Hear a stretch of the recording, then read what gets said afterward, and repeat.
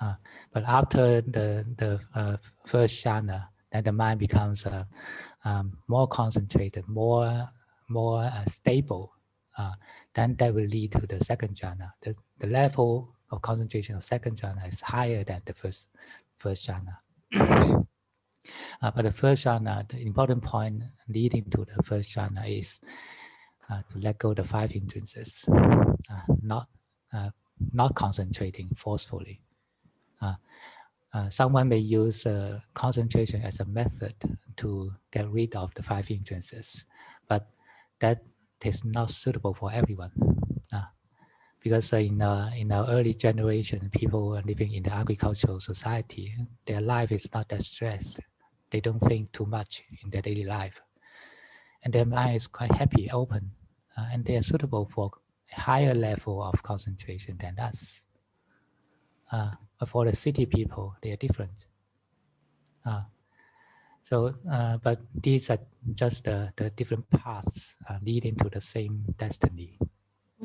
That means, Ajahn, that means there's no wrong or right. It's a matter of suitability. Yes. Yes. Because the state of mind, jhanas are just states of the mind.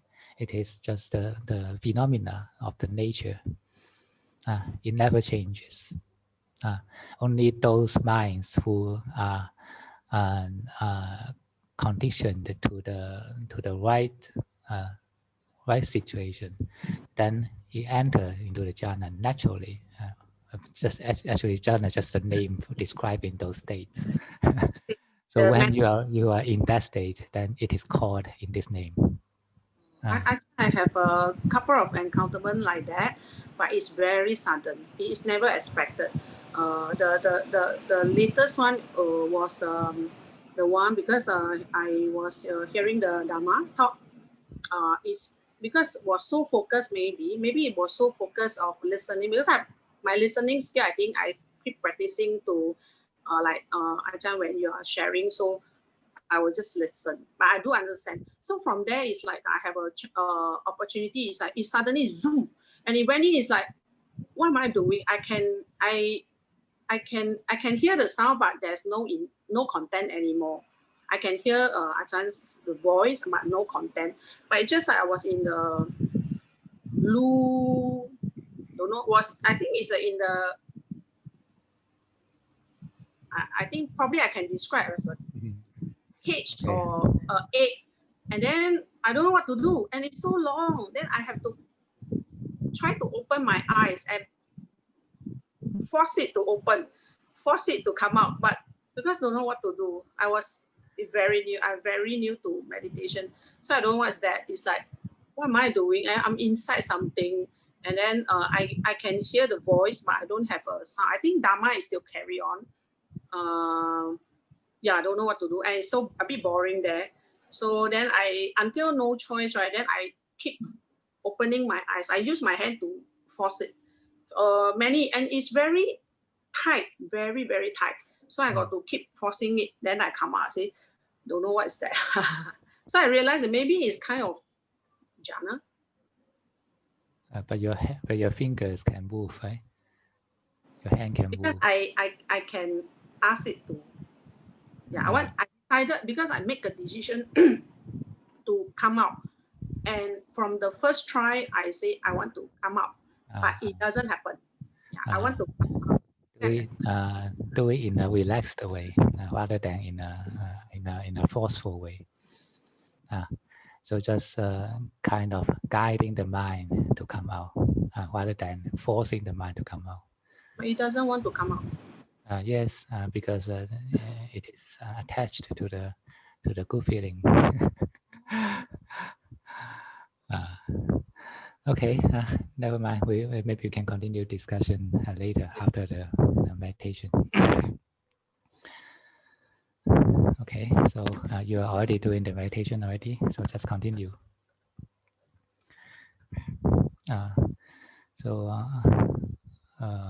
Most of you are quite old to this class, so I don't need to describe too much details on the beginning. maybe I give them a reminder first. Okay. Hello, all friends. Just want to let you know that this section will be recorded, and the video will be released to the YouTube for the public views. So I have already assigned a number in front of your name, and in the Q&A sections later, Ajahn will call you with your number. Okay, then Ajahn, please.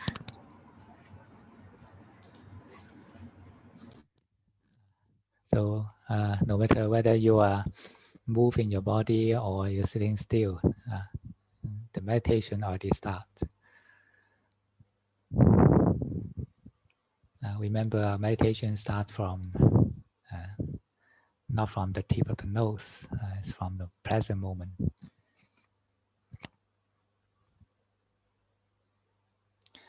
When you start to know the present body and mind, and then that is mindfulness. The extent that you can know doesn't matter. The details doesn't matter. But the key point is the present moment. Just keep your mind present. The objects, meditation object, serve for this purpose. We are cultivating the mind rather than cultivating our breathing.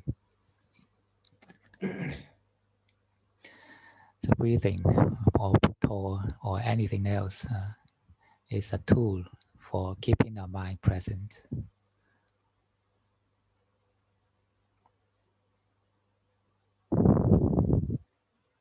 And know the present moment in a easeful way. This is very important because meditation is not just about our concentration or directing attention to each point. We also need to take care of the emotions. What do your mind react when you are concentrating on your meditation object? If the mind is stressed, then that means this level of concentration is too much for this mind at the present moment. Everything should be imbalanced. Balance is the highest truth.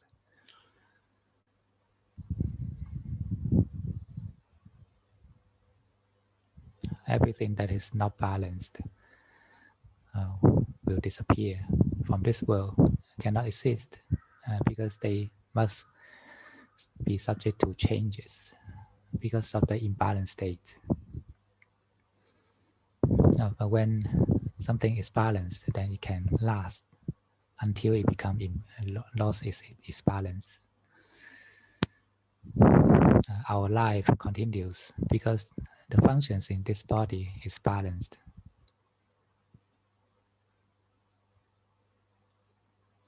And our mind is not insane because it is imbalanced. And when it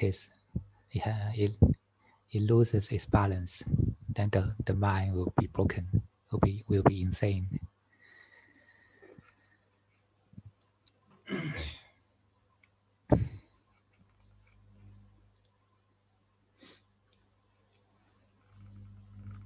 If the brain is tired, then you know what to do. Let the brain take a rest. Let the brain sleep. Sleep in the comfortable summer breeze. That is our breathing.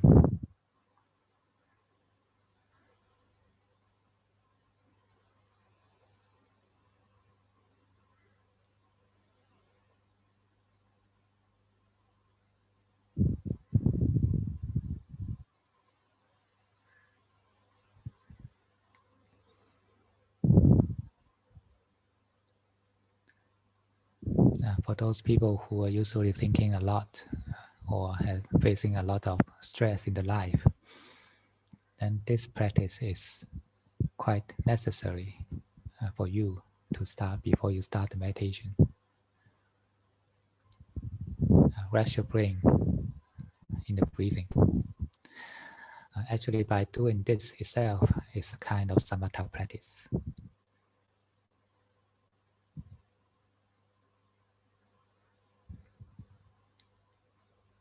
Samatha practice means pacifying the mind. The aim of samatha is to make the mind peaceful, make the mind content with the present moment.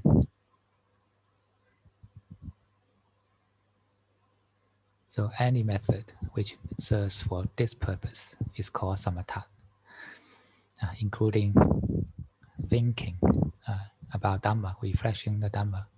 Sometimes thinking about Dhamma, it makes us peaceful. And this is also a samatha effect.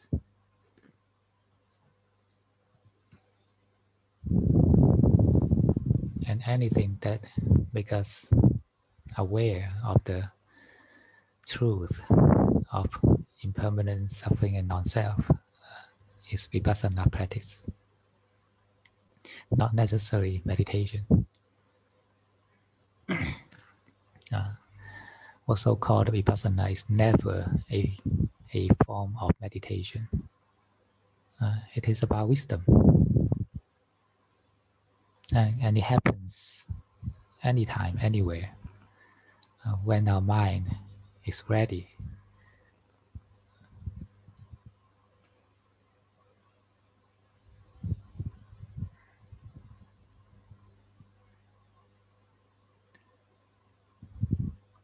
Resting the brain is to pacify the agitation and the tiredness in our nervous system.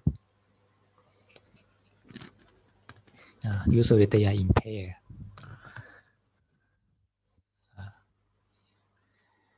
If our mind is not peaceful before the meditation, then when we close the eyes and start to meditate, the thinking should be continuing. Even you suppress it with force for a while, and it will come again. But if you don't continue to think,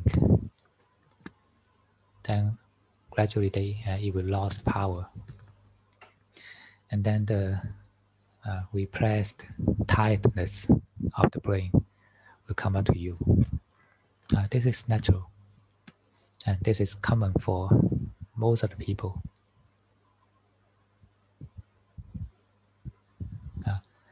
Be open to the tiredness of the brain, and remember that it is not you.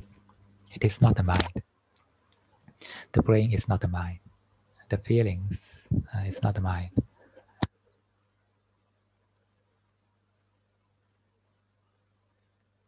The tiredness is just a kind of feeling in the brain. So just let it come out. Release it, but without identifying yourself with it. Just let the brain take a comfortable sleep in the breeze of breathing.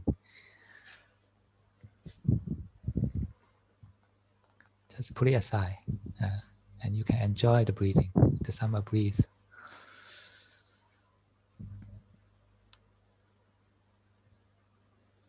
It is the wind of the nature. It is not under your control.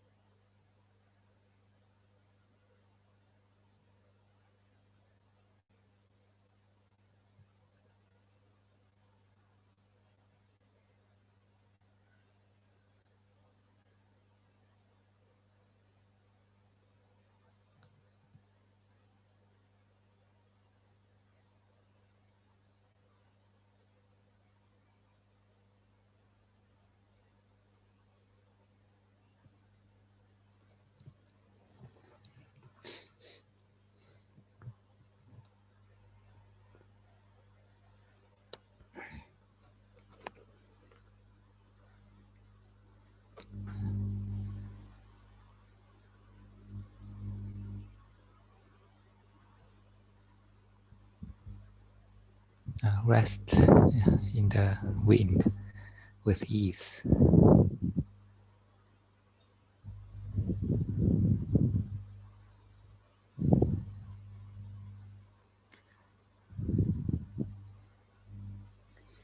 When the mind is at ease, then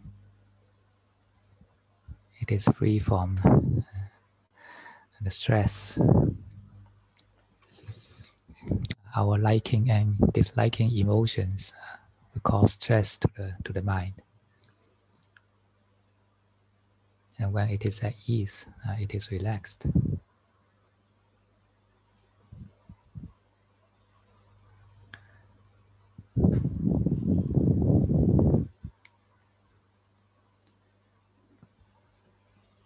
Our brain is tired of works, of thinking, but our mind is tired only by the greed, aversion, and delusion.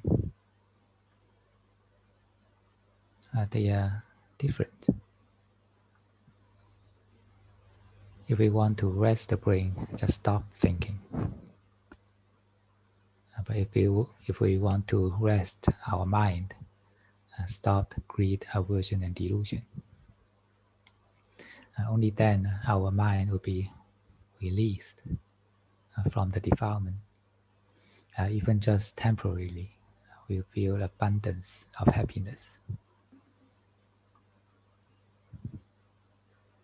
But this kind of happiness is different from the happiness of the senses. It's not a kind of fulfilling the wants, sense of wants, but it's kind of the feeling light, feeling released, liberated from the heavy burdens. These burdens are what we call the greed, aversion, and delusion.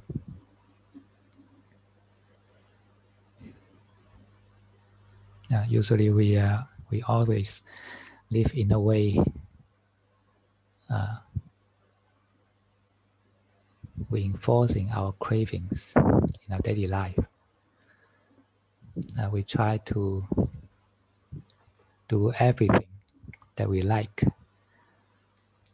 and try to fill up all the leisure times in our everyday life with these things that we like, that we are craving for. But actually, when you think that you are enjoying sensual pleasure, the mind suffers because the mind is in the craving mode. It is empty. You want to find something to fulfill it. It is burning. So that's why our mind is tired, is exhausted.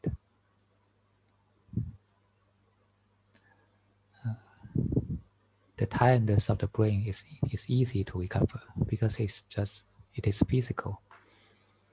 Take a sleep or sleep in this meditation mode. You recover the brain very fast. But once the mind is tired, exhausted, it's more difficult.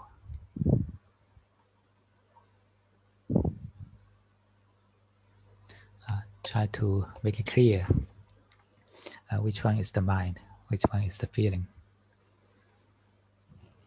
and what is the happiness in the feeling level, and what is the happiness in the mind, the level of mind.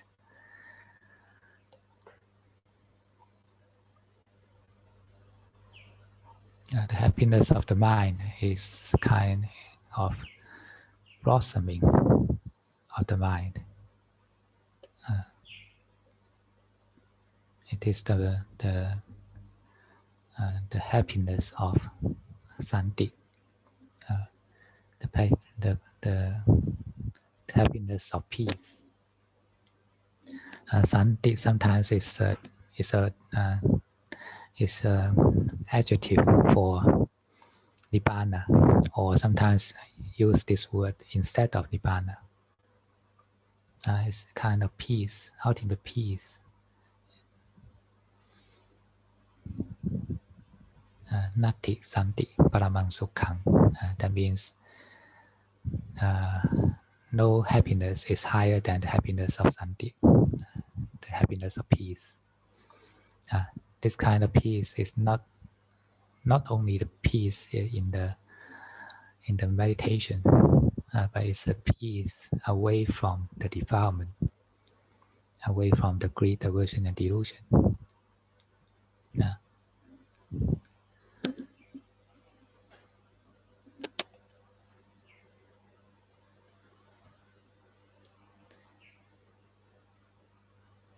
So when we can identify, we can recognize this happiness of the mind, then we can compare with our daily experience what is true happiness, what is not.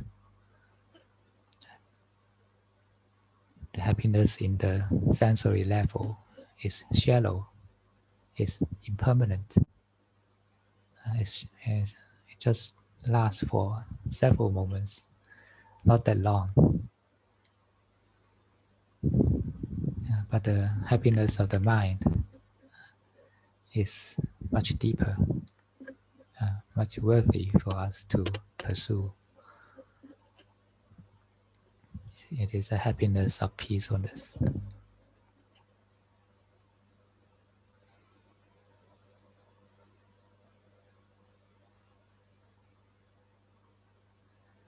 And what we are practicing in Buddhism, precept, samadhi, and wisdom are all leading to this goal.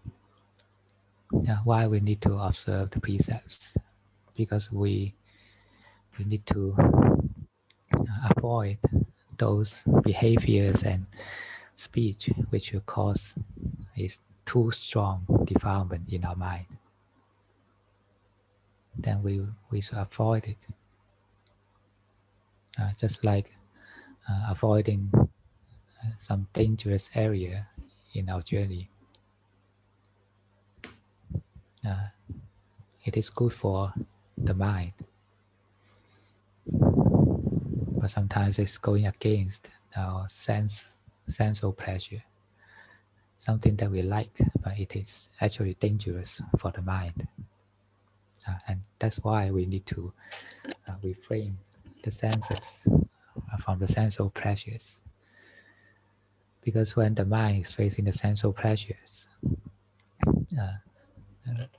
it is natural that the mind will react with craving, sensual cravings. And sensual cravings is a hunger of the mind. It makes the mind hungry. It makes the mind suffer.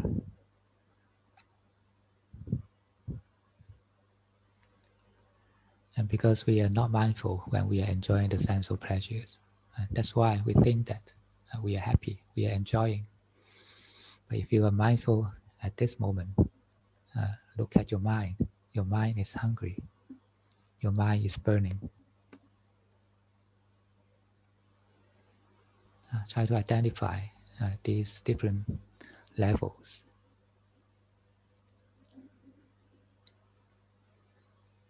And treasure the time when the mind is temporarily free from defilement. Temporarily let go the greed, aversion, and delusion. This is the true leisure time for the mind.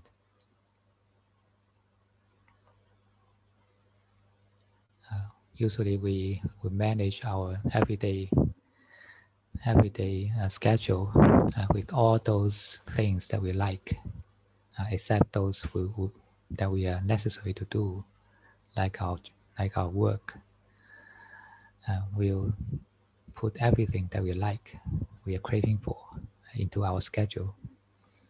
This is a torture for the mind. Try to arrange some leisure time for the mind. Just like if we still have 10 minutes before we go to work, don't just waste these 10 minutes in playing the mobile phone, watching the Facebook. That is meaningless. It makes the mind agitated, makes the mind scattered. Try to use these 10 minutes as a leisure time for the mind, a time that the mind is free from greed, aversion, and delusion, free from fabrications. And you find that your mood will be much better when you go to work. You can work with a better mind, in a more positive attitude. And when your mind is positive, everything is different. Everything that you see, everything that you feel will be different. Because your mind is positive, then you will see things in a positive way.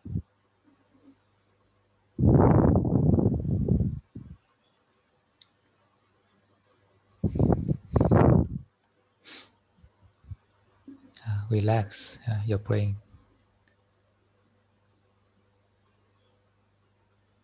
with the breathing. And when you are listening Dhamma in meditation, don't just completely absorb it into the words, or don't just completely refuse the sounds. Just do your meditation, but keep the mind open.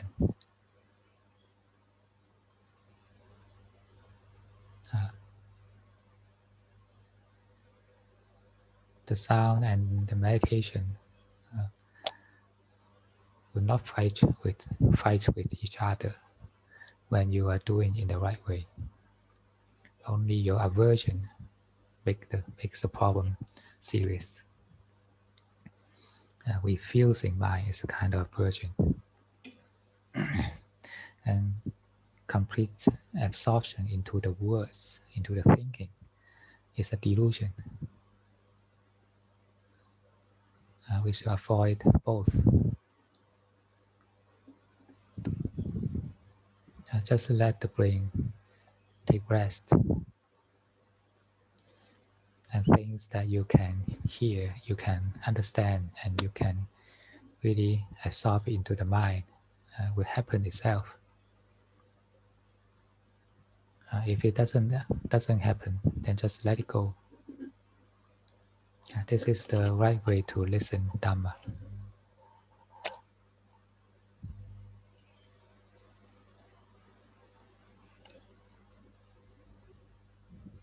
Put the breathing as the background and allow the Dhamma talk to come into your mind. So you can take a rest in the Dhamma talk. Why not?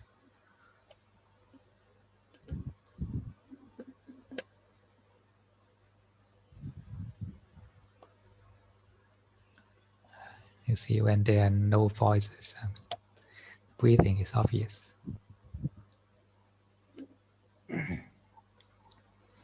And when there are voice, just know the present voice or know the present meaning. When your mind is not refusing, then it understands itself.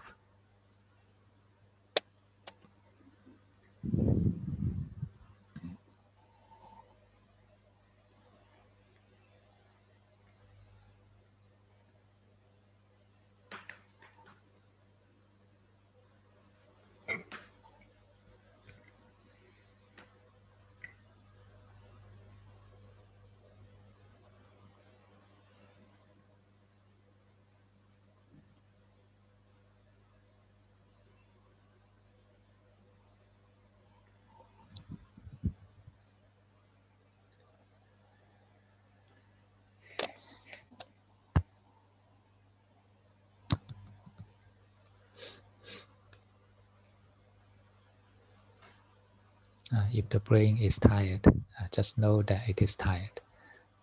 It is feeling.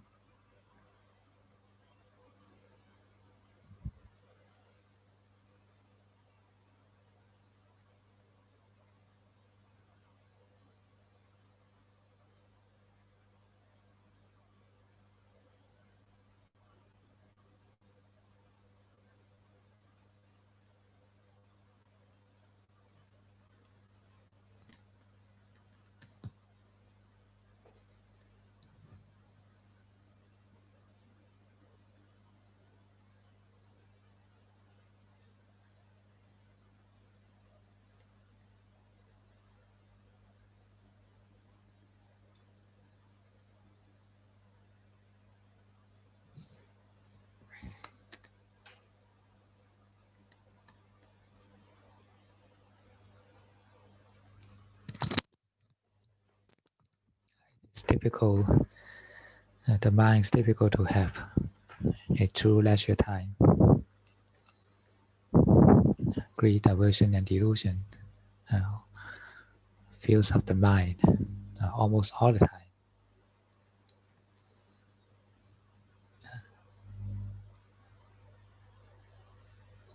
The most common is the delusion. Even we don't have obvious liking or disliking emotions, the delusion is there.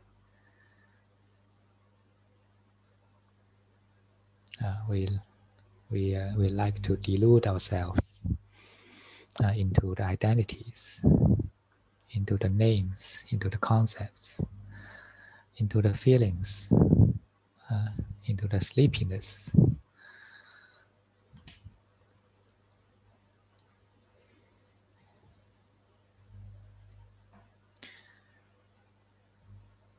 But when the mind is not deluded, even the body is sleeping, it can be awake.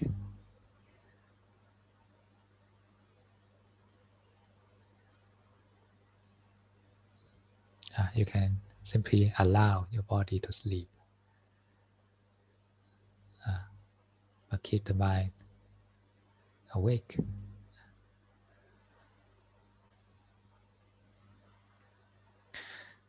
And if you do this intentionally or concentrate to sleep, then your mind will be more awake.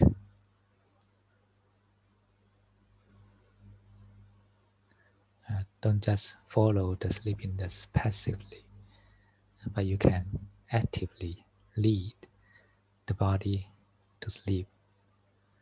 And at that time, your mind is relaxed from the sleepiness.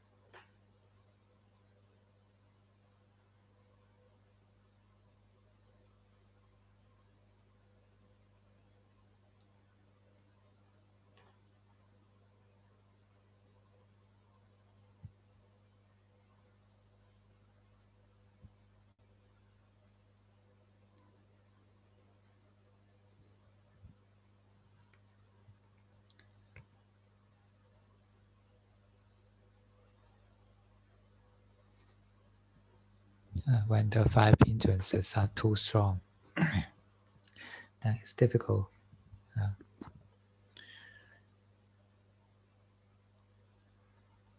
train the mindfulness to be sharper and recognize the five hindrances at the beginning. Then it's easier for us to deal with it.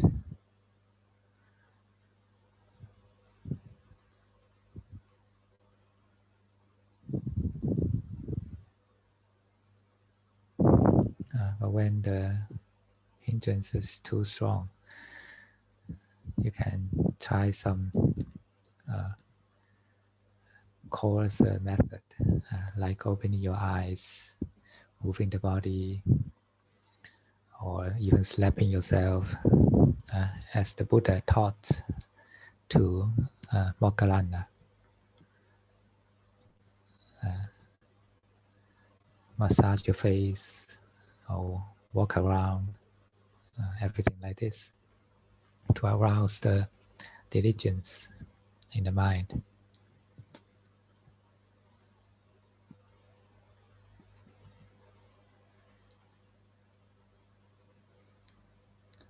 Because the sleepiness of the body is not dangerous, but the sleepiness of the mind is more dangerous. That is the laziness. and diligence is the antidote to laziness.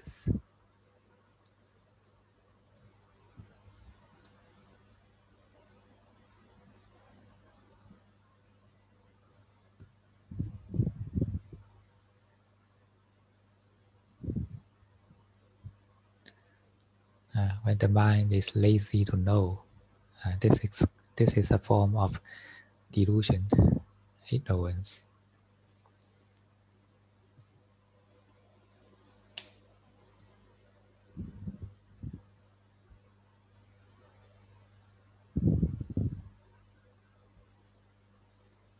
Now we don't need to know too much, just know what it is happening at the present moment.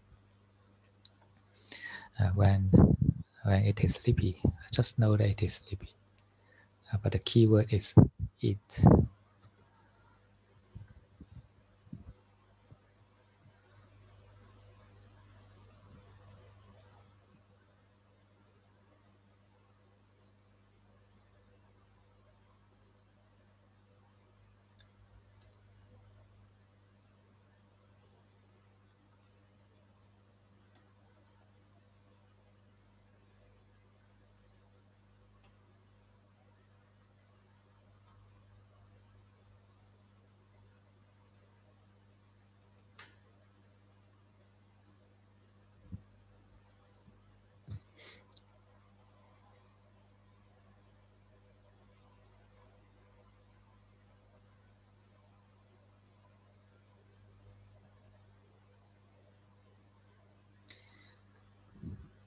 Asking yourself, who is knowing?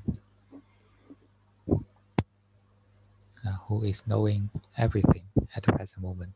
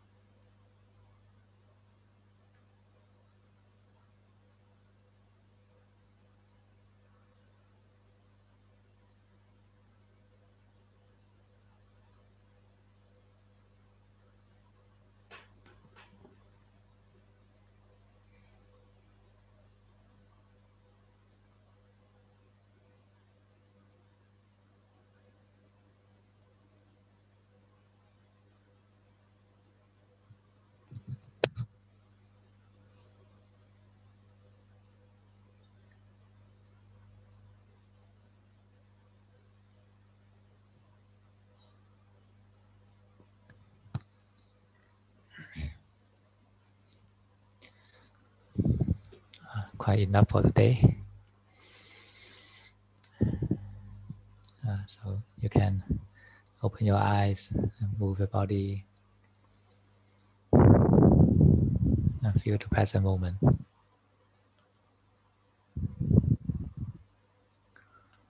Everything I just experienced.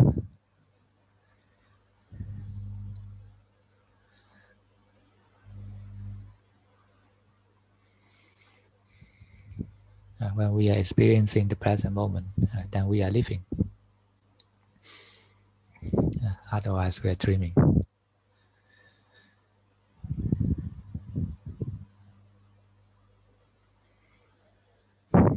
Okay, number one.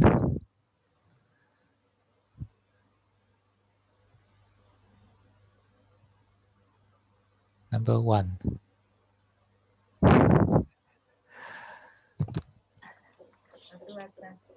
Ah,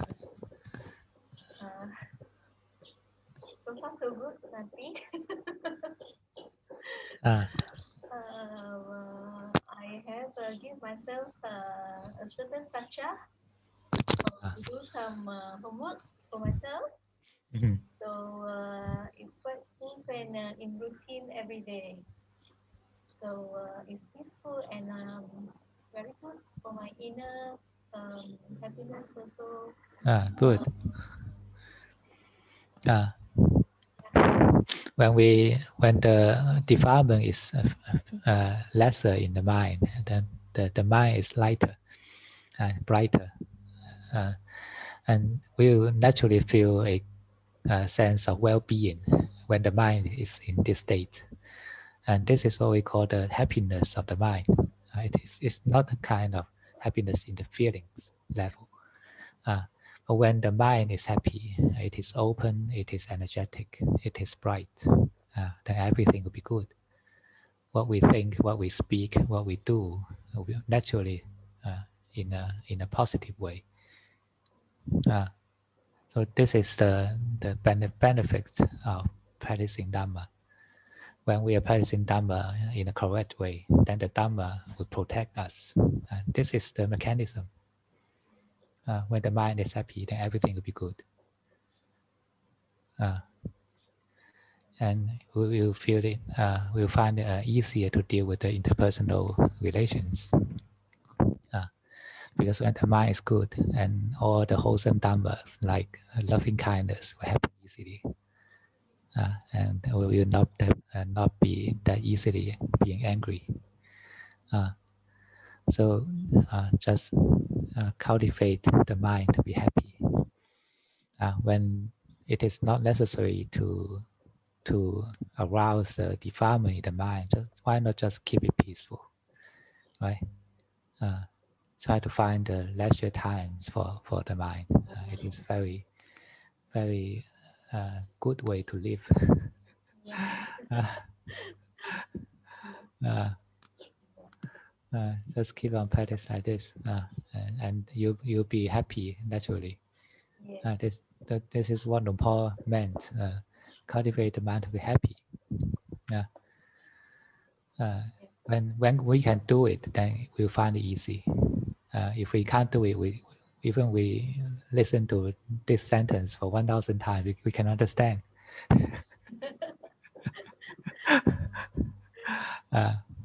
Just keep everything, the precepts, samadhi, and wisdom, the eightfold path. When we are living in the path, then everything is positive. Okay, and daughter. Sarvachan.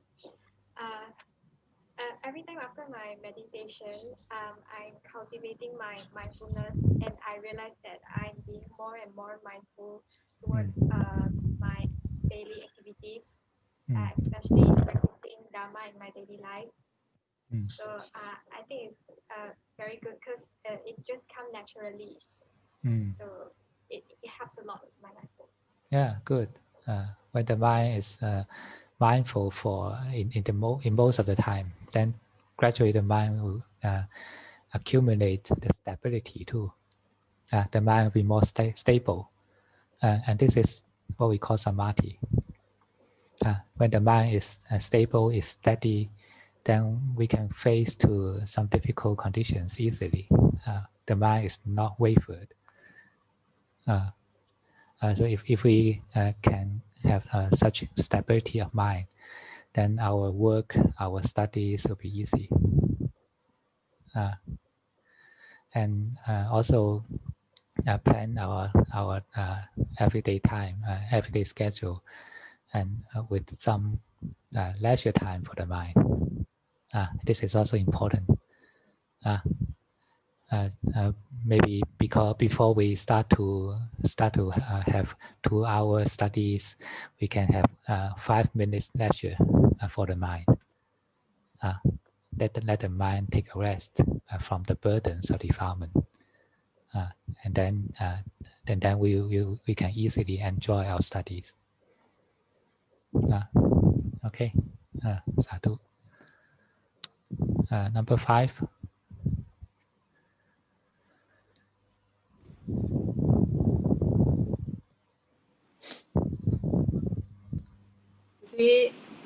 Just now the meditation is beginning still okay, but I think I fall into sleep. But subsequently, it come back again, then it go to sleep. Anyway, since yesterday until now, I haven't slept yet. So, but I found that meditation is good because yesterday until now, I think more than 24 hours, I haven't slept. But just now, this morning, I felt that very sleepy, so I just took 15 minutes meditation. I can see my whole body is like the heat is there, so I don't know, it will just release the heat. Then I feel very calm. So after 15 minutes, when I woke up, right, I feel that wow, that's nice. So then I decided that I joined this meditation, but unfortunately, from the beginning, it's okay. But halfway, I think I fell into sleep. But then subsequently, I hear Ajahn say samatha, then say something again, then fall into sleep. Then I try to hold I think, is it a sati? No, try to, but I think a bit hard. But I still feel very happy. Thank you, Ajahn. So when the body is in lack of sleep, then we should arrange more time for in the meditation to rest the brain. So just keep on breathing with sleeping the brain, and when it is the more sleepy it is, then the more intentionally we should guide the mind to sleep. Just let the mind sleep in the breathing. Let it sleep. It is tired. Why don't take a sleep?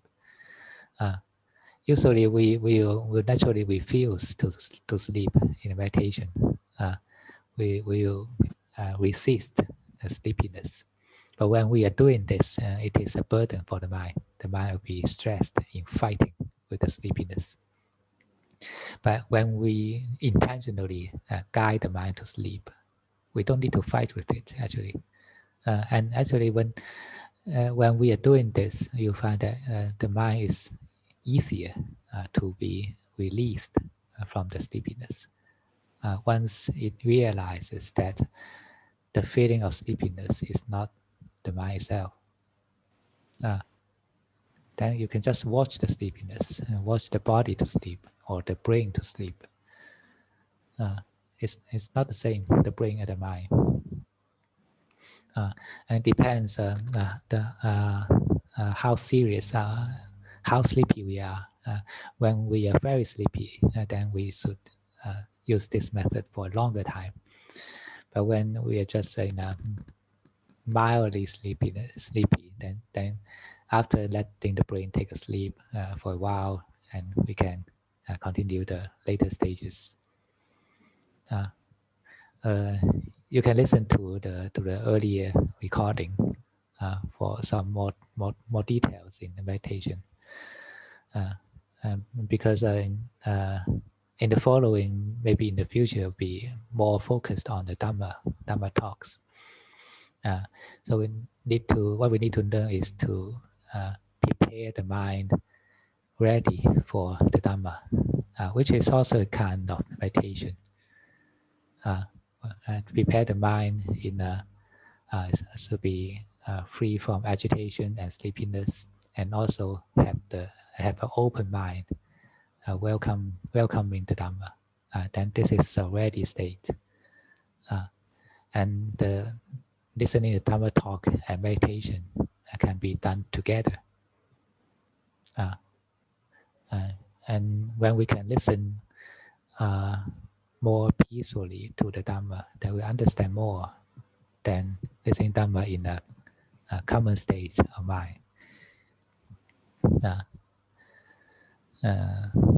Okay, then you can try to find the past recording. Okay. Number 6.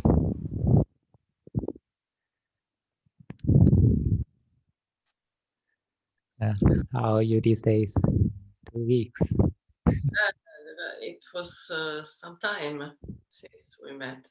Yeah. And for me, it has been actually discovering how difficult and how much difficulty one is creating for one's mind when using the social media, or better, just reading the news. Because of the election in the US, I've been reading news. I stopped some 2-3 days ago because I noticed it's not good. It's not good. The mind is getting just not working. I tensed and yeah, I've noticed really the negative effect, because usually I don't. I just work with the computer, and by reading news, it has been very bad. So that was a lesson. Because the content of the news is guiding our thinking. It's kind of passive thinking. When we are reading the passages, then we are thinking accordingly. So when the passage is negative, when the author is writing in a negative mind, then we will receive this negative message. And also the is thinking a lot about it, and that is just useless. So can reduce. If you can reduce the time to read this stuff, then that would be better. Just take those really necessary. I think it's not necessary to read any longer. I read enough. It's enough. I don't want to try to free yourself from the news.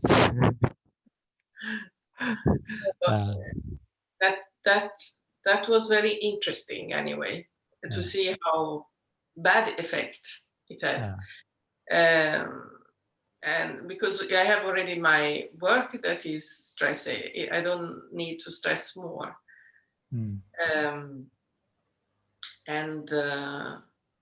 But it's also to there is a much bigger acceptance of that I cannot change the mind.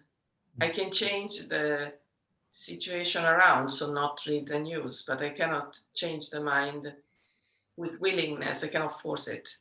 So also today, for example, the meditation had it was like I'm pretty tired, so it was a quality of focus that was coming and going, or brightness, or when it's not when it's more open, or maybe. But it was coming and going, and that I cannot change. I was just following how it was going. In most of the time, we can't do anything to the phenomena of the mind. But what we can choose is to keep with the right view, keep with the perspective of Dhamma. So the most important view is to know that everything that we are knowing is not me. So whatever it happens to my brain or to my mind, they are just phenomena. And without identifying yourself into these phenomena, this is very important right view, and this will keep our mind awake. So and it helps even in the worst condition. When we are seriously ill, it's difficult to be mindful as we did in the meditation. Everything is so bad, but we can try to stand firm with the right view. Just let it die, let it happen. So what? And they are just the content of the dream. and they are serving for my cultivation of mind. Everything is serving for this purpose in this life, right? Everything will pass away very soon. We will die very soon. But the meaning of this life is for cultivating the mind. Even the dream is not true, but it is true in the way that the mind experiences. The experience is true, and the mind can learn from this dream. The mind can be cultivated in these dreams. The feelings is not important, but the mind is what we are cultivating. Because even what kind of good feelings we have, they are impermanent. But when we can cultivate the mind from these experiences, and then we grow, and this is more meaningful. We make our life more meaningful by doing this. So try to keep the right view.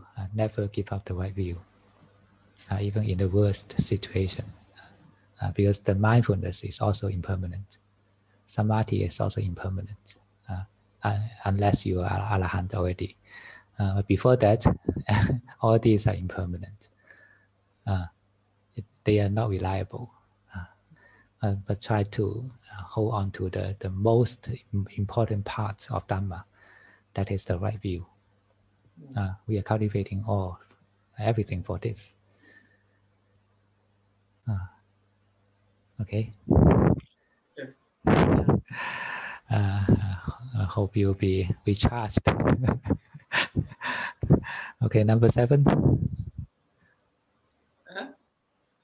Yes, number 7. You are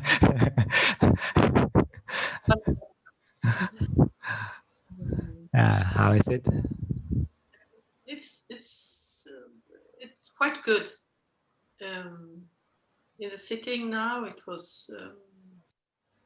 I couldn't really distinguish it if it was peaceful or sleepy, but I just let it be like that. So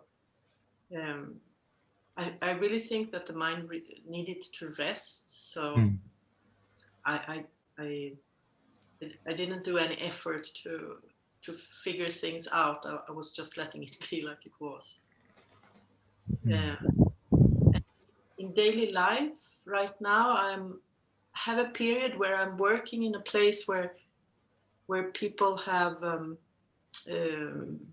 many times they have brain damages,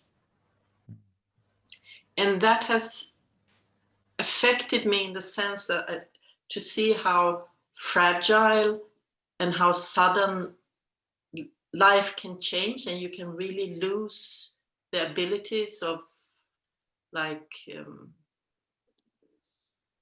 the functioning of your abilities that you take for granted. Yeah. And I cannot say exactly, but I feel that it affects me to see that, to be in contact with that, and also to see that there is a difference between awareness and all these functions of the brain. You can meet someone and you know the awareness is there, but the usual functioning is not there. Yeah. So okay. it's different. It's different things, and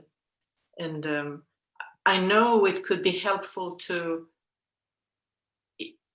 if knowing more, it could be helpful to guide in another way. But right now, I'm just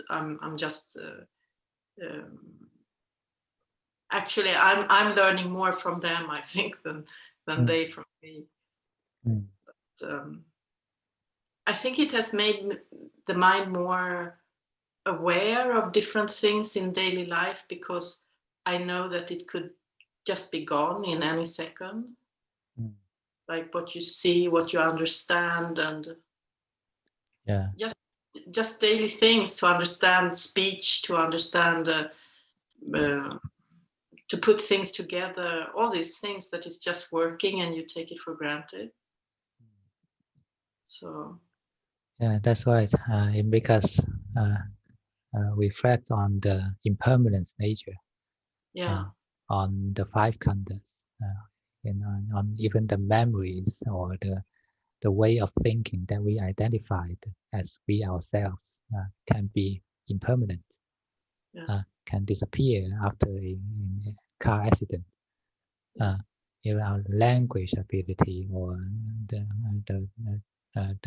ability to speak can be disappear. So everything is like this. So this is the proof showing that all these are not me, are not belong to me. They are just temporary. And what can we gain from this life, from these five khandhas? Cultivating the mind. So we come to the same answer. Cultivating the mind with all these experiences. Everything are fragile, impermanent, temporary, but they are useful. They are meaningful in the cultivation of mind. When the mind is cultivated, then it is easier to let go. It is happier. It is open. Then you can accept everything happen on it. This is the level of mind, not on the feelings or the nervous level, including our perception or thinking ability are just not the nervous system, not the mind. Those things which is the obstacles of the mind is the defilement, the greed, aversion, and delusion. These are our task, our lesson in this life, to learn that these defilements are actually suffering for the mind. They are the burdens of the mind. And the mind teach the mind to let go of these. Then everything is different. And this is the only meaning of the five khandhas of the life. So we observe precepts, we practice meditation, and we reflect on Dhamma, are all serving for this purpose, teaching the mind to let go. So even we suffer in the sensory level, when we eat only one meal a day, the sense we are not sensorily pleasure. It is not that happy in the sensory level. But when practicing like this, our mind has more choice in front of the defilement. It is more free from the defilement. And this is meaningful. That's why we are the Buddhists. The Buddha taught us to practice in this way. We torture the feelings for releasing the mind. People are torturing the mind for fulfilling their feelings. And when we are in a meditation, even our mindfulness is not permanent. Sometimes it is sharper, sometimes not that sharp. When it is not sharp, then everything is not clear. We are not sure whether it is mindful or not. So when it is like this, then try to know the present moment more. Know the most obvious object at the present, and just know on each present moment, and see the passing away nature in the every present moment, and this will include the sharpness of the mind. Okay. Okay. Okay, then next one, number 8. Cảm ơn Ajahn. Okay, today, my mind has less wonder, so it's good. Able to pull it to the present moment and keep on watching my mind. Able to watch more often. So, but as I watch, nothing come in. So I just keep it that way lah. Let it be peaceful. So it was okay. The tendency to drift away is still there, but mindful, I don't let it drift. Watch, and okay. So it was doesn't drift. So today, I think it's okay. Mindfulness is quite okay. And what about your daily life in these 2 weeks? Okay, I've been meditating every day, so so that's why the mind does not drift away so often today, because I've been very consistent for the last 2 weeks. So but once in a while, of course, I still follow my senses. Like I still enjoy the food that I like to eat, you know. So not that disciplined, but at least I try to meditate twice a day to bring it back.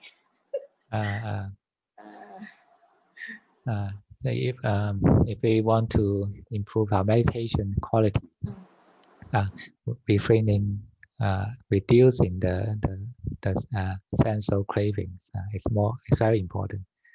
And that is the actual content of the 8 precepts. The part of the 8 precepts, which is more than the 5 precepts, is reducing the amount of sensual pleasure, right? Reduce the sexual pleasure, reduce the pleasure of sleep, pleasure of eating, pleasure of entertainment, and reducing these sensual pleasures will reduce the time that the mind is tortured by the cravings. And when we come to meditation, we'll find the mind is much easier to tame. So try to do more in the precepts, and try to do in a way enjoying the precepts rather than forcing yourself, torturing yourself with the precepts. And understand, because we understand the meaning of the precepts. The precepts is helping us to free from the defilement. It is helping the mind to be happy rather than the feelings to be happy. We sacrifice the feelings for the mind, and this is very meaningful. You can try to. Do you observe 8 precepts in your daily life?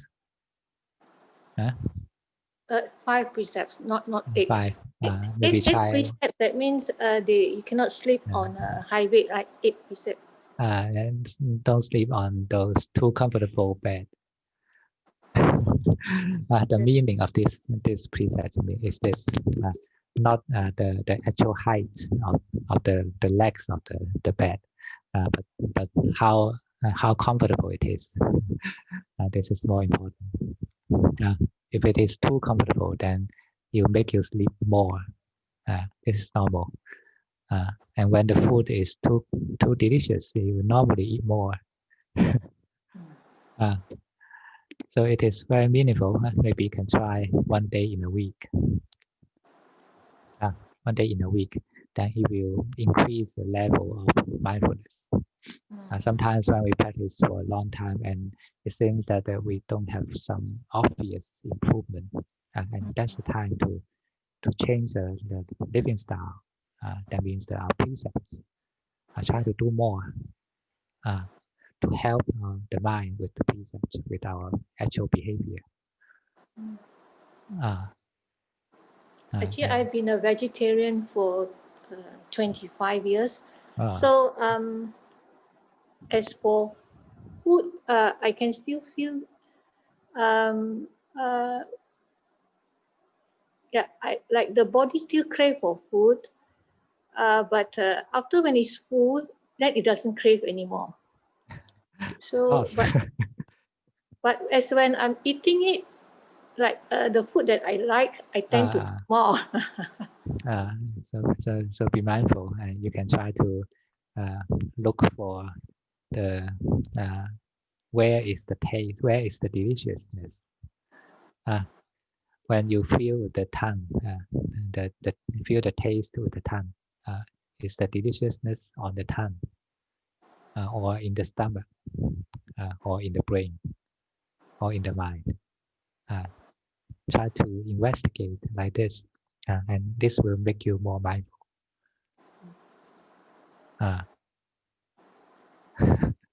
Okay. Thank you, Ajahn. And number 11.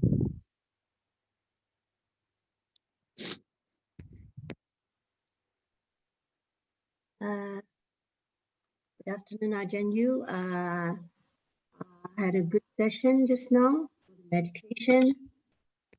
Not sure whether my voice is clear. Just a little bit. Okay. So the meditation session just now, my mind, I was observing my mind.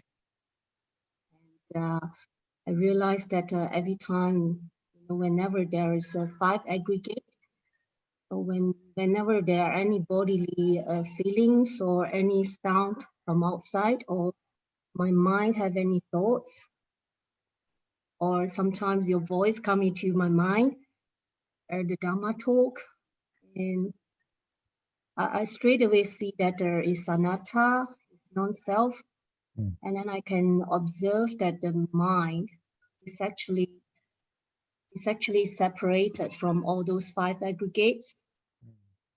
And I further investigate the condition of the mind, and I see that the mind is very cool, very peaceful, and it sits still at the middle. Doesn't really move. It's very still, and it's not that kind of peace or happiness that will expand or whatsoever. Just stay still there, and then you can feel that it's very stable. But it's a very deep sense of joy. And then it just continue like that, and then up to a point, suddenly there is a question from my mind, and the question is the mind anatta? And question. I was shocked because I have never had this kind of experience before, and suddenly things are just shut outside and just straight away go to the mind. And I feel like there is something I don't know how to describe, but I was shocked actually. And with that question, I do not have the answer. It just continued to ask me, is the mind anatta? And I don't have the answer. Actually, just before you you record your question, and that is actually exactly what I want to say. Sorry, what's that? Actually, that is exactly what I want to say. Before you raise this question, when even when the mind is so stable, so peaceful, if we will easily identify ourselves as this mind. So also be careful. Even this mind, no matter how good feeling it is not me. So that is what the Buddha taught in the Anapanasati Sutta. When in the third stage of the Cittanupassana, so we wake up the mind and open the mind, blossom the mind, and then stabilize the mind. And finally, the last stage is to let go the mind. Let go the mind means that don't identify yourself as this mind. The mind is not you. It's not yours. When you make the mind stable, and just for the reflection of Dhamma in the next stage, I serve for this purpose. It's just a tool. But if we attach to this mind, we will naturally think that this is me, this is good, this is something worthy to protect. Then we are stuck here. We will not move to the next stage. So the final stage of the Cittanupassana is to let go the mind. Is to release the mind. It is not released because of attachment, because our delusion identifying it with as the ego. That is the way it is attached. And when we let go even the mind, then now all the five aggregates are anatta. Then this mind is the mind ready for the truth. Yeah. If we still holding the mind as self, then we can only see the four khandhas, four aggregates are not self, but the last one is still self. Okay, so even let go even this mind, and just let go. It doesn't mean that it disappears. We let go, identify, let go the ego, the sense of ego, but the mind is still knowing, it's still there, and the objects are still there, and the knowing is still there. Just let them function themselves. They are not me, and this is the attitude of anatta, and you feel different with this state. Maybe you can try it next time. Thank you, Ajahn. Number 12. Good afternoon, Ajahn. Ah. I was a bit tired today, but I thought it was quite refreshing, the meditation. So thank you. What kind of meditation method are you using now? I don't know. Just You don't know?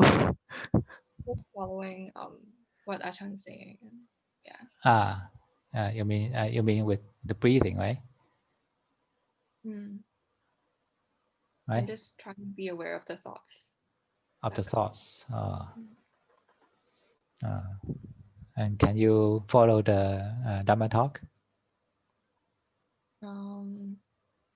You mean like during meditation or? During meditation. From time to time. Okay. So in the middle part, you are sleepy. Yeah, I think I was a bit tired like throughout, but it got better at the end. Yeah, the tiredness of the brain should be released. Otherwise, it is still there. You cannot repress it all the time. Only when it is released, and then when you recovered, recharged, then it is balanced. Then the mind is bright. It's bright in a natural way, rather than in a forcefully concentrated way. So don't be afraid of the sleepiness. Just let it come. Let it come. But try to train your mind not to be deluded by these feelings. This is even more meaningful than having a peaceful meditation session, because this is to train the mind to be wise, to be awake. Even the mind is not yet in the jhana or not yet concentrated. Doesn't matter. We are cultivating the mind already. Cultivating the wisdom is the ultimate goal for our practice. We do everything for this, and only wisdom can change the mind. Meditation is just kind of temporal. It's a rest for the mind. It's a temporary release of pressure.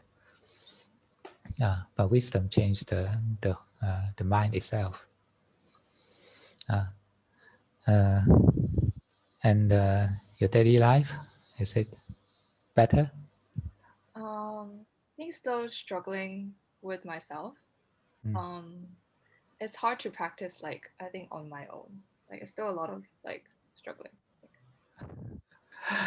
So you can arrange some group meditation schedule.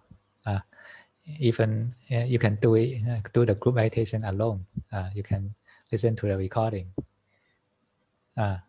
So you just determine yourself. This is the time for the group meditation, and listen to the Dhamma and do it as if many people are sitting with you. And we need to find some skillful means to break the present situation. If we don't improve, then we will drop naturally. We cannot stay still in this path. Cannot stay still in the river. Okay. And number 9.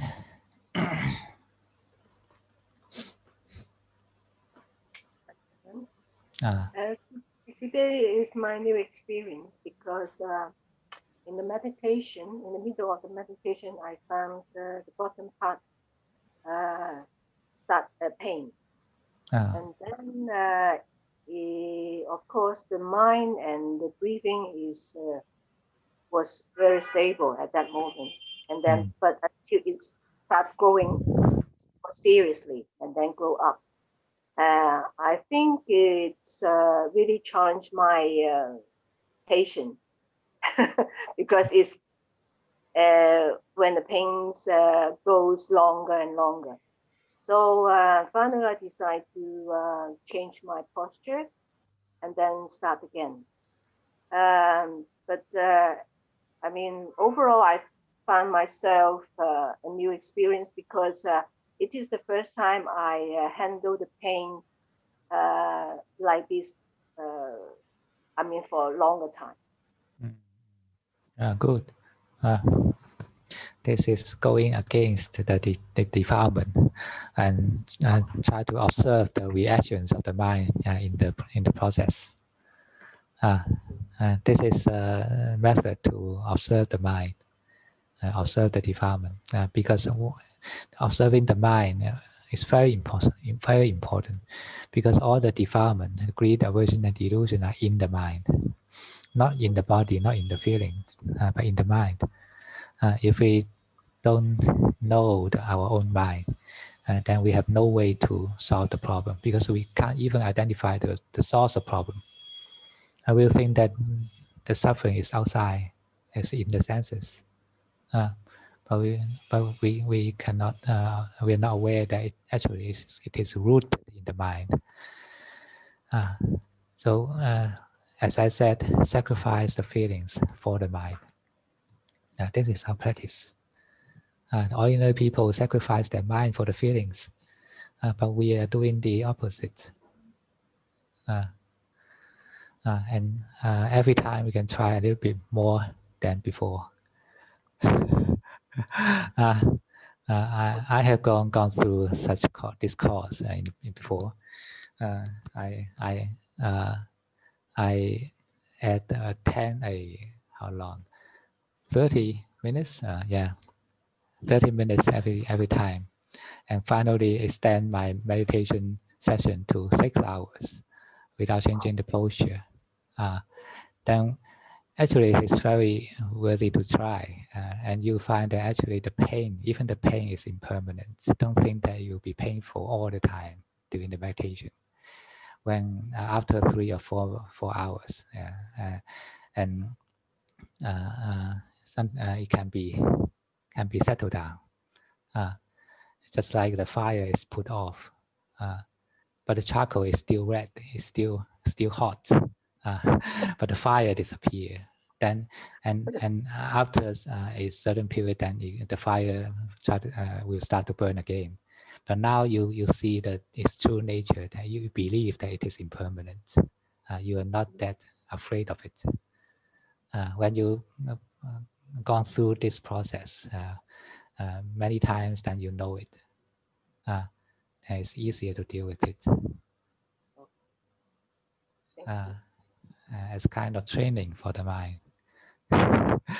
Because when we are so painful and we determine not to move for so many hours, it is really a torture. Then we will use whatever that we know, whatever method that we heard, or everything, all in one. You will try in your meditation. And after you succeed, and then it is such a big deal for you. You'll be so excited, so happy. When sometimes meditation become bored for you, then you can try these the games like this.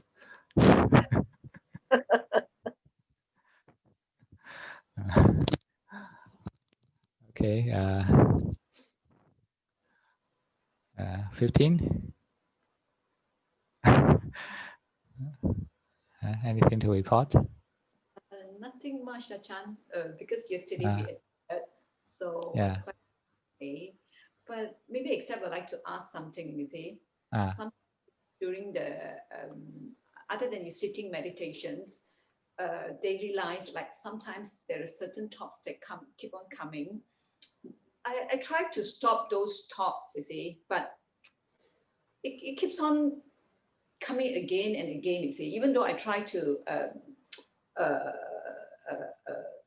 try not to deal with it, you see. So I really don't.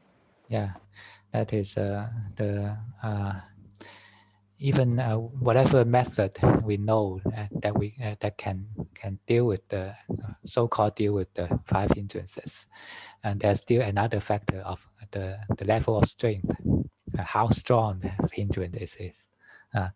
If it is too strong, then you find it's so difficult to deal with it, even you know 100 methods. But in this time, also you must be patient, and this is to increase your own strength. Be patient. Once you know, just let go and come back. Try again without stress. Once the mind is stressed, just know that it is stressed, and then try and then start again. Just let go everything that you know, and continue doing this. It is a training to the strength of mind, strength of Dhamma in the mind. Okay. Sometimes it just keeps coming. I say, yes. Just want to karma.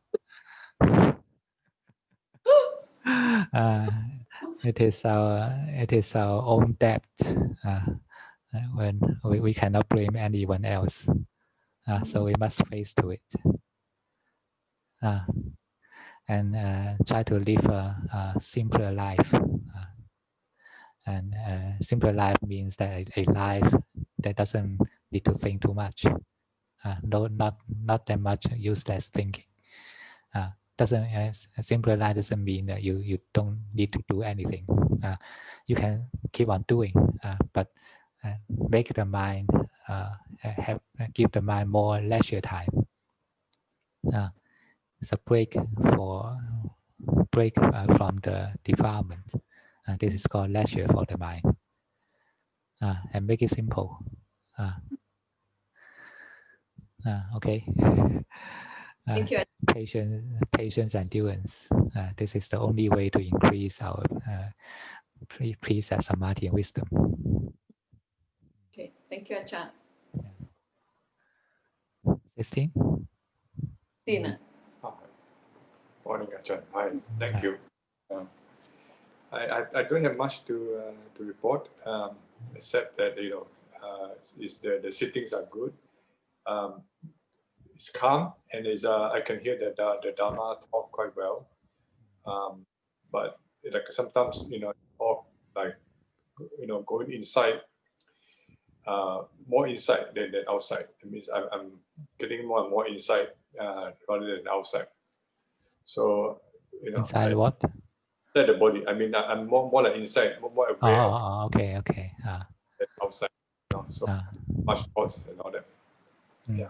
So sometimes I get into while you're talking, I was like more getting into the feelings of inside the body, and sometimes I go back to the talk. So it's like in between hearing outside and hearing what's going on inside. You know? But other than that, there is nothing much to report. The sutra that I was reading yesterday that I told you, the name is Majjhima Nikaya, from Majjhima Nikaya 53, 53. 53, okay. Seka Patipada Sutta. Okay. Seka Patipada Sutta. I think the English. MN 53, okay. I think the English is called the practice for one in training. Okay. I remember that.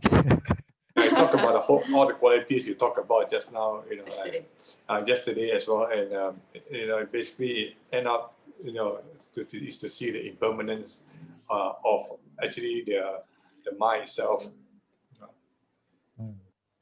Okay, thank you. Yeah, Ajahn. Number 3.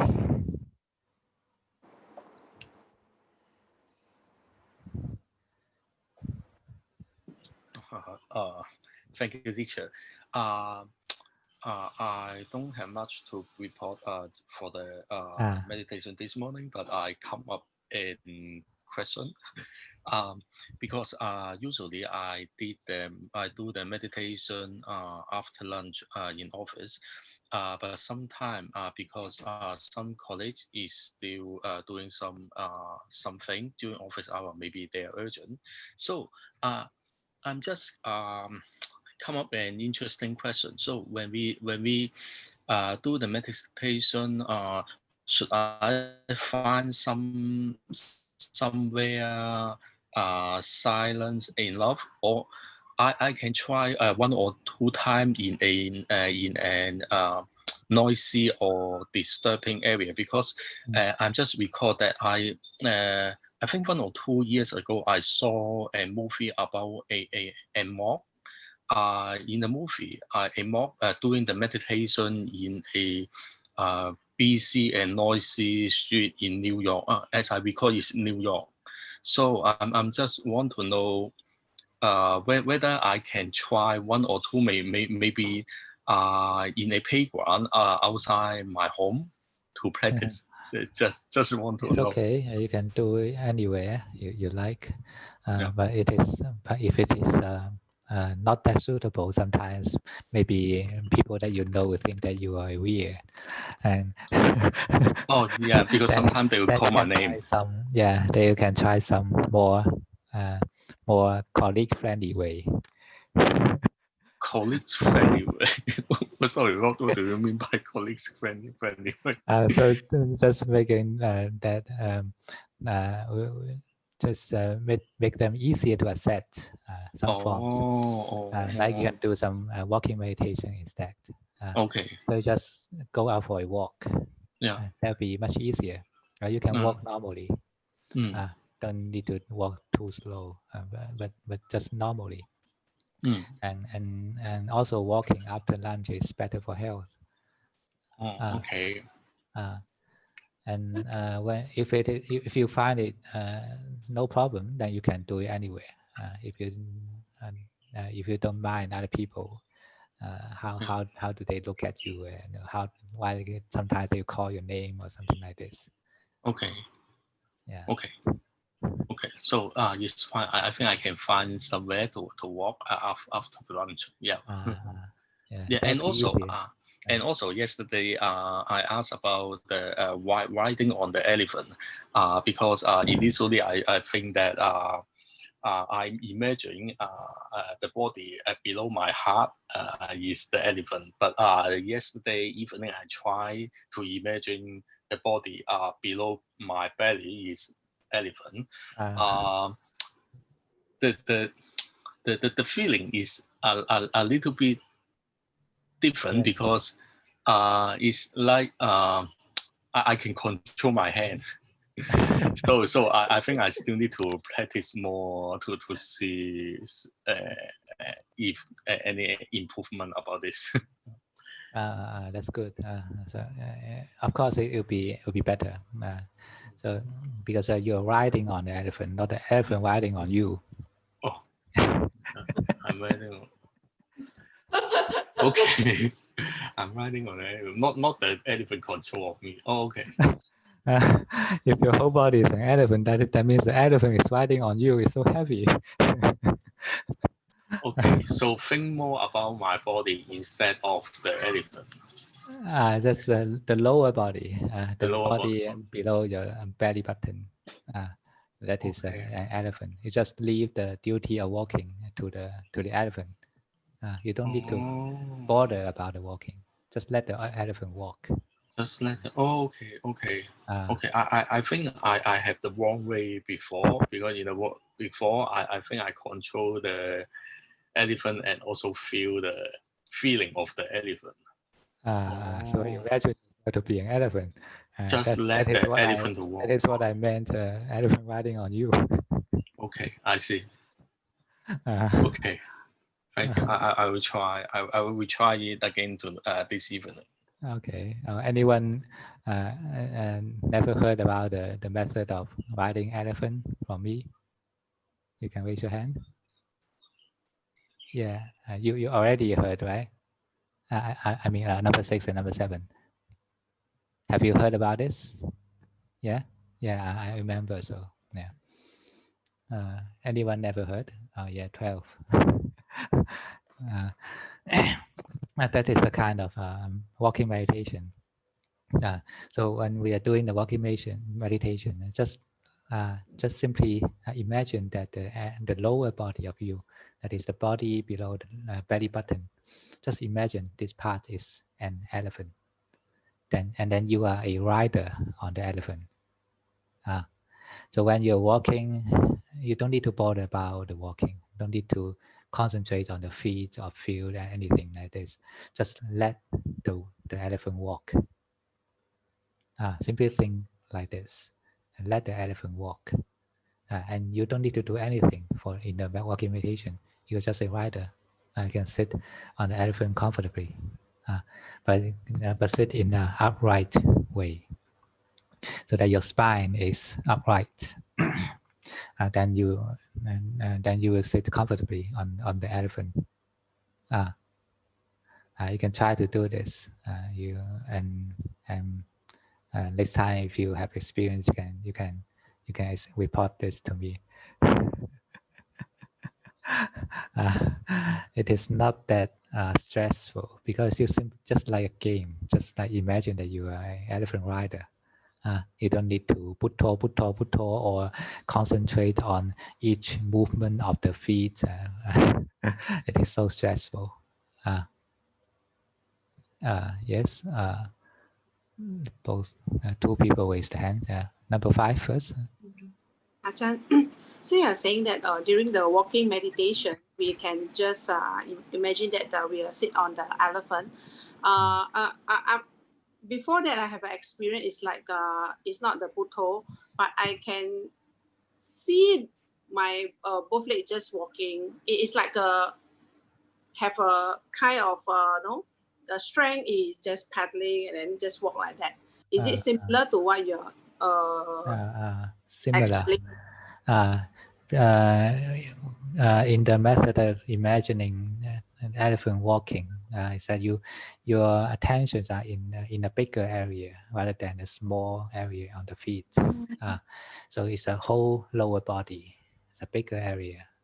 Second, the image of the symbol of elephant have some message that will help you to do the meditation in a better way. What does it mean? The simple elephant. Elephant gives us the feeling of stability, strength, and grounding. And when we are walking, like imagining like this, the mind receives these messages, and it knows how to deal with it. Then you feel that your steps will be getting firmer. And your body balance is getting better. And actually, this is good for health. The lower body make it relaxed, make it sinking down, and this is good for the body health in the view of energy qi. And the upper body is upright, and this is also helping the health. So it is adjusting the body or the energy too by doing this. It's a way to keep ourselves healthy, and it is also a good way to do the walking meditation. So, but we don't need to think about each and every factor of this method. Simply just imagine, like the children playing a game. You are an elephant rider, and try to feel it yourself. 11. My question is answered because earlier I had a question. I thought, why must it be an elephant? Why can't it be a lion or a horse? Okay, answered. When you can try to imagine what is the difference. Because I also tried before, and they are actually different. You can feel it yourself. I don't tell you my answer.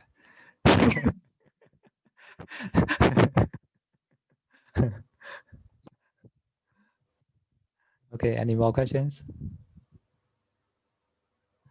Well, I can tell you more on this because in the monastery, when at that time with some Koreans and Westerners are here, and I taught them to do the meditation in three stages.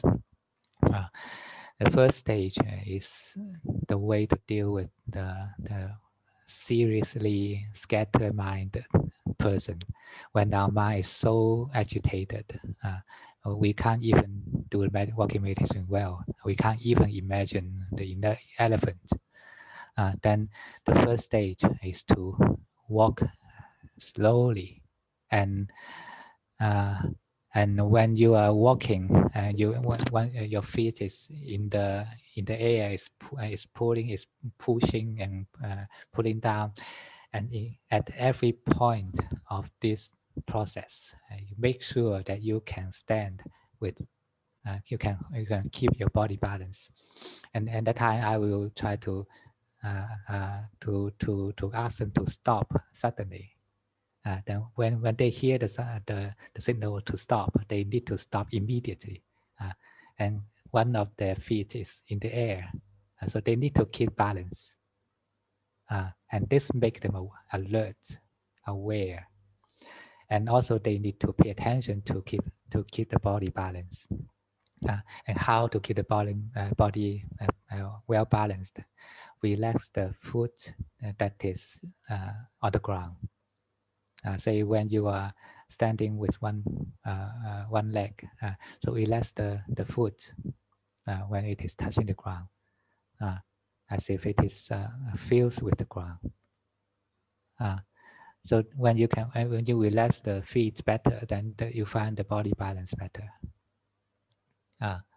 So when the mind is very agitated, then this is quite a good way to pull the attention back, because it's just simply like a game, like a game for the kindergarten children.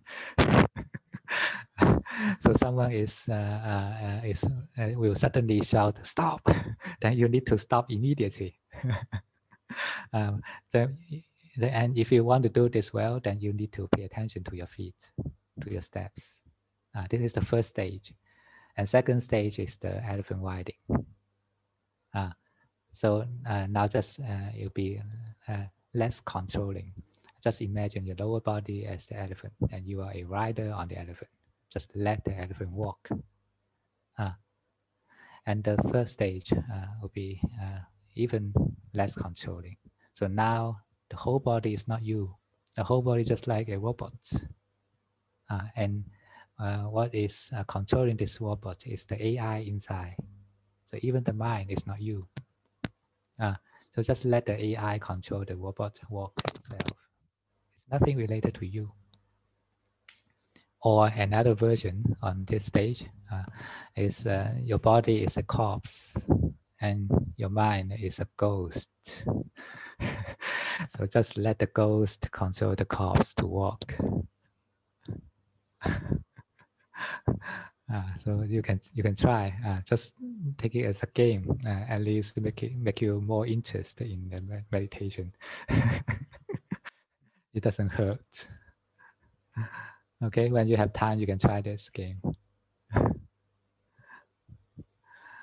Okay, any more questions? No? Okay, then we can end the session here now. See you next week. Thank you, Ajahn.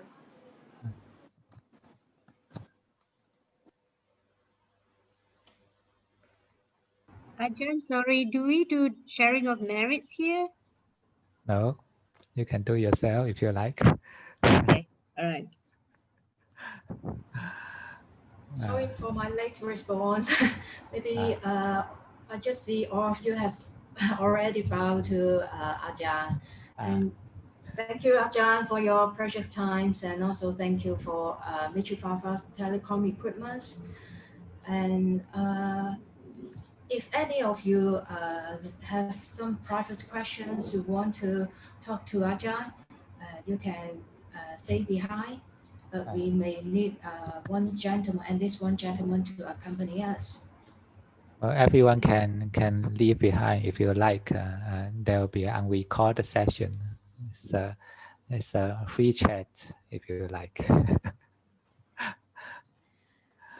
Maybe I stop the recording now.